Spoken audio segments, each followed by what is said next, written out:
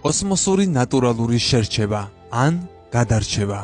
სხვა სახის მულტისამყარო თავიდან ირიდებს იმას, რასაც სხვები საფრთხის მიზეზად აღიქვამენ და გვთავაზობ შესაბამისობის პრობლემის გამოსავალს ანთროპული პრინციპის გამოყენების გარეშე. ამის ფორმულირება ლის მოლინმა მოახდინა თეორიული ფიზიკისთვის პერიმეტრის ინსტიტუტში. ეს სამეცნიერო სასწავლო დაწესებულება ვატერლოოში, კანადაში მდებარეობს.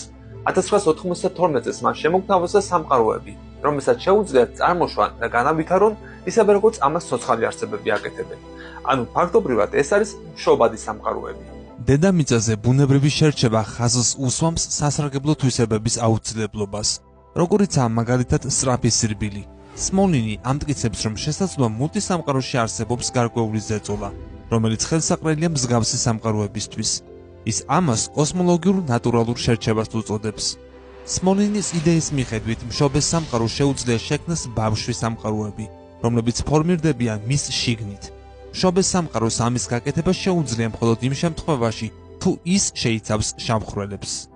შავი ხვრელი წარმოიქმნება ვარსკვლავის აფეთქების შემდეგ მისივე გრავიტაციის ზეწოლის შედეგად, ატომების შეჯახების ხარჯზე, რომელიც გრძელდება მანამ, სანამ ისინი მიაღწევენ უსასრულო სიმჭიდროვეს.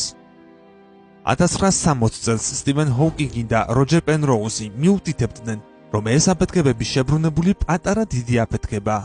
ეს ამტკიცებდა სმოლინის თეორიას, რომ შავი ხვრელები შეიძლება გახდნენ დიდი აფეთქებები, რომლებიც წარმოქმნიან სრულიად განსხვავებულ სამყაროს თავიანთ თავში.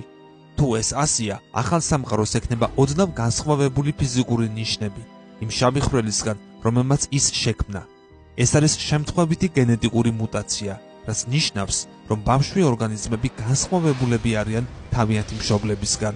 თუ ბავშვ სამყაროს აქვს ისეთი ფიზიკური კანონები, რომელიც ადასტურებს ატომების, ვარსკვლავებისა და სიცოცხლის ფორმირებას, მაშინ ის აუცილებლად შეიცავს შავ ხვრელებსაც. ეს მიანიშნებს იმაზე, რომ ისიც შეიძლება შეიცავდეს თავის ბავშვ სამყაროებს თავისივე თავში. დროთა განმავლობაში კი მსგავსი სამყაროები უფრო ხშირი იქნება, ვიდრე ისეთი სამყაროები, რომლებიც არ შეიცავენ შავ ხვრელებს და შესაბამისად არ შეუძლიათ წარმოქმნა. ეს არის მხოლოდ იდეა, რადგან შეუძლებელია ჩვენი სამყარო მხოლოდ შემთხვევითობის პროდუქტი იყოს. თუ ეფექტური სამყარო შემთხვევით წარმოიქმნება, ისეთი სამყაროებით გარშემორტყმული, რომლებიც არ არიან ეფექტურები. კოსმოსური შერჩევის მიხედვით ეს ნიშნავს, რომ ეფექტური სამყარო დროთა განმავლობაში გახდება ტიპიური. ამ იდეის დეტალები ცოტა ხისტია, მაგრამ სმოლინმა აღნიშნა, რომ მას აქვს ერთი დიდი უპირატესობა. ჩვენ შეგვიძლია ის გამოვცადოთ. მაგალითად, თუ სმოლინი მართალია, ჩვენი სამყაროსგან უნდა ველოდოთ განსაკუთრებულ მიდრეკილებას შავი ხვრელების შექმნისკენ. ჯერჯერობით არ არსებობს ამის არანაირი მტკიცებულება,